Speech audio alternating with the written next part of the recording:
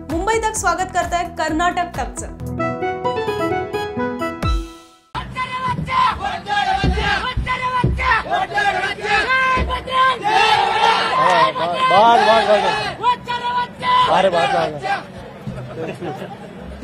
काय म्हणले तुम्हाला नसेल कळालं।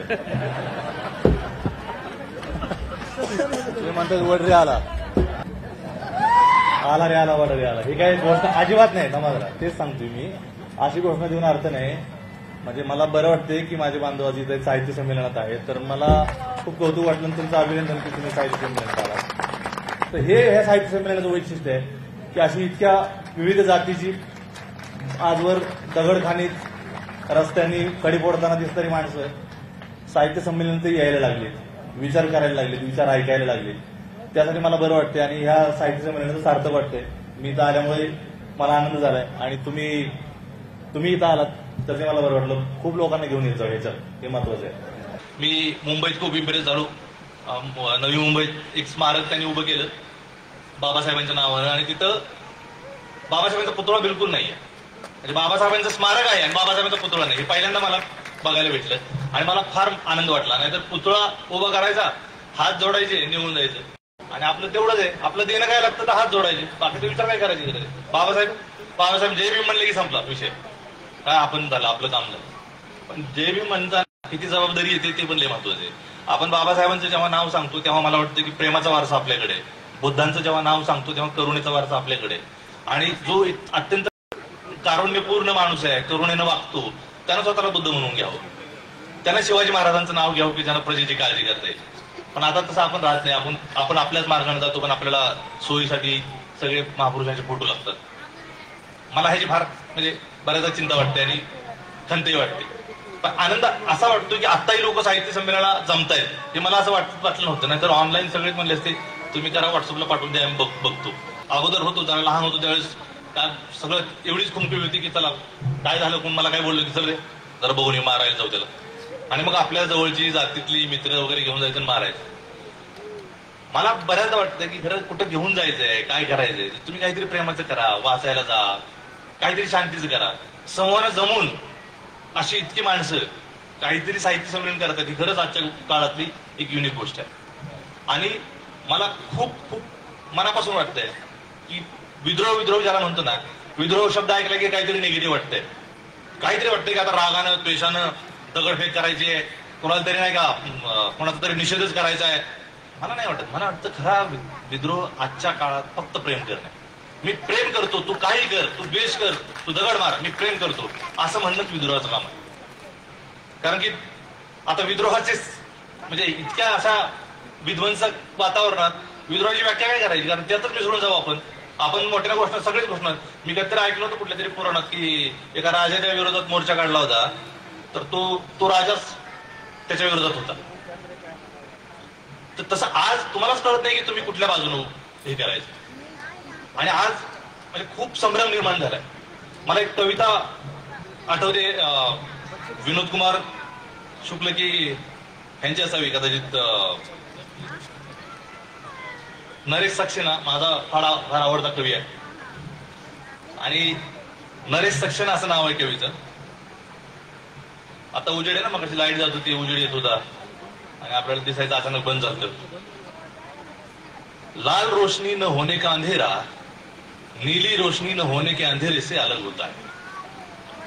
लाल रोशनी न होने का अंधेरा नीली रोशनी न होने के अंधेरे से अलग होता है, इसी तरह अंधेरा अंधेरे से अलग होता है। अंधार पण एक नसतो।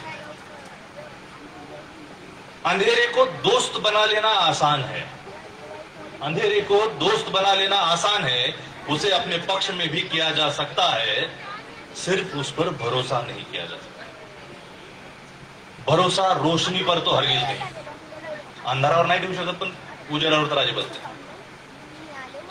भरोसा रोशनी पर तो हरगिज नहीं, हरी चीजें लाल रोशनी में काली नजर आती है। भरोसा रोशनी पर तो हरगिज नहीं, हरी चीजें लाल रोशनी में काली नजर आती हैं। दरअसल चीजें खुद कुछ कम शातिर नहीं होती। दरअसल ये सगळं सायन्स है। दरअसल चीजें खुद कुछ कम शातिर नहीं होती, वे उन रंगों की नहीं दिखती जिन्हें वो सौंख लेती है। बल्कि उन रंगों की दिखती हैं जिन्हें लौटा रही होती है। वे हमेशा अपने अस्वीकृति का रंग दिखाती हैं। औरों की क्या कहूं, औरों की क्या कहूं, मेरी बाईं आंख ही देखती है कुछ और, दाईं कुछ और देखती है। बायां पांव जाता है कहीं और, दायां कहीं और जाता है। पास आओ दोस्त, अलग करे सन्नाटे को सन्नाटे से, अंधेरे को अंधेरे से, और नरेश को नरेश से। हे माणसातून, आपल्याच माणसातून एक आपला माणूस वेगळा करायला पाहिजे असं त्याचं म्हणणं आहे. मला ही कविता जेव्हा वाचली, कविता का, साहित्य का, तुकाराम जेव्हा म्हणतो ना की कोडी याचे गोरेपण त्याचे अहंकारी मन, हे एक वाचल्यावरच कळते की अहंकार करायचंच नाही. हे खूप मनात पक्क होतं. म्हणून तुकारामांसारखा माणूस पाहिजे आपल्याला सांगायला. समजा आपलं कळत नाही ना, आजी आजोबा सांगतात की यार खूप असं नको करू, पण आपटल्यावर 2-4 वेळा मग कळते की म्हातारी म्हणतो ती खरे. हे आपल्या आजी आजोबाच आहेत, हे जे ज्यांनी काही ह्या म्हणजे आपल्या मानव मुक्तीसाठी, माणसांच्या कल्याणासाठी जे लिहून ठेवले ते आपण ऐकत नाही. बरं, आता का वाचायचं ते खरंच खूप सोपं आहे. लोकच क्लिष्ट करून ठेवलं. वाचणं म्हणजे थोर आहे, म्हणजे वाचतो मी वगैरे. माझा एक मित्र होता, तो वाचत नव्हता, पुस्तक घेऊन फिरायला, कारण ते जरा इंटेलेक्च्युअल वाटतं म्हणून. तर इंटेलेक्च्युअल वाटतं म्हणून पुस्तक वाचायची गरज नाही. पुस्तक स्वतः वाचलं पाहिजे, स्वतः शिकलं पाहिजे. शिक्षण हे सगळ्यात महत्वाचं आहे. बाबासाहेब म्हणले की वाघिणीचं दूध आहे, पण ते नाही प्यायचं. तर ह्याला पर्याय नाही, शिक्षणाला पर्याय नाही.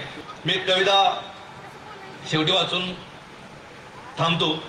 माझी आवडती कविता विनोद कुमार शुक्ल नावाचा मित्रावरती किंवा मैत्र भावावरती लिहिलेली कविता आहे. आणि मला फार मजा येते. कधी कधी कविता काय सांगून जाते ना, हे कविता म्हणजे खरंच काय हे नसतं बरं का. तुम्ही जात्यावरचे गाणे बिणे आहेत ना, त्यातलंच आहे जरा उन्नत. अजून जरा क्लिष्ट माणसं परत जगण्याचे एकदम गहन प्रश्न, मानवी दुःख वगैरे अजून आपण पुढे जातो कधी कधी. पण सहज साधं कधी कधी बघताना इतक्या सुंदर कविता लिहा. हताशा से एक व्यक्ति बैठ गया था, हताशा से एक व्यक्ति बैठ गया था, व्यक्ति को मैं नहीं जानता था. आपण असं एकमेकांना नाही ओळखत. हताशा से एक व्यक्ति बैठ गया था, व्यक्ति को मैं नहीं जानता था, हताशा को जानता था. कळतं ना दुःखात बसलाय. हताशा से एक व्यक्ति बैठ गया था, व्यक्ति को मैं नहीं जानता था, हताशा को जानता था.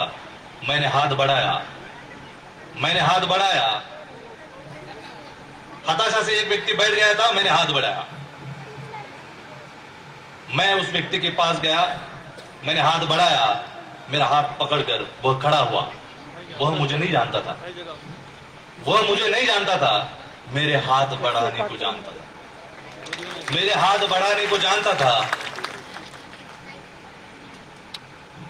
हम दोनों साथ चले, दोनों एक दूसरे को जानते नहीं थे. हम दोनों साथ चले, दोनों एक दूसरे को नहीं जानते थे, साथ चलने को जानते थे, साथ चलने को जानते थे. काय गरज नाही की तुम्ही कोण आहात, तुमची जात कुठली आहे, पात कुठली आहे, पण एकमेकांच्या हाताशी कळायला पाहिजे, एकमेकांचं दुःख कळायला पाहिजे. आणि तेवढ्या दुःखानं जरी एकमेकाला हात दिला तरी बरे. एकमेकांच्या घरावर दगडफेक करण्याच्या ऐवजी मोडलेलं घर एकमेकांचं मिळून बांधलं तर आपण लय लवकर ह्या दुःखातून, या विचारातून मुक्त होऊ. कुणी एकटं चालते तर त्याच्यासोबत चालायला पाहिजे. कुणी पडलेलं दिसलं, कुणी मागं दिसलं तर त्याला हात दिला पाहिजे. आणि ती अजूनही म्हणजे इतकी मागं पडलेली माणसं आहेत, दलित आहेत, भटके आहेत, आपण असं म्हणतो की इतकं दुःख आहे वगैरे. तर ही आपल्या माणूस असण्याच्या ह्या अनुभवाला ही काही चांगली गोष्ट नाही. माणूस म्हणून ही काही अजिबात चांगली गोष्ट नाही. म्हणून एकमेकाला हात देणं हे आजच्या काळात विद्रोह आहे. एकमेकांच्या घरावर दगड फेकणं हा आजच्या काळात विद्रोह आहे. एकमेकांवर प्रेम करणं हा आजच्या काळात मला वाटतं विद्रोह आहे. आणि असा विद्रोह आपण करायला पाहिजे, एकमेकावर प्रेम करायला पाहिजे. Thank you so much. धन्यवाद.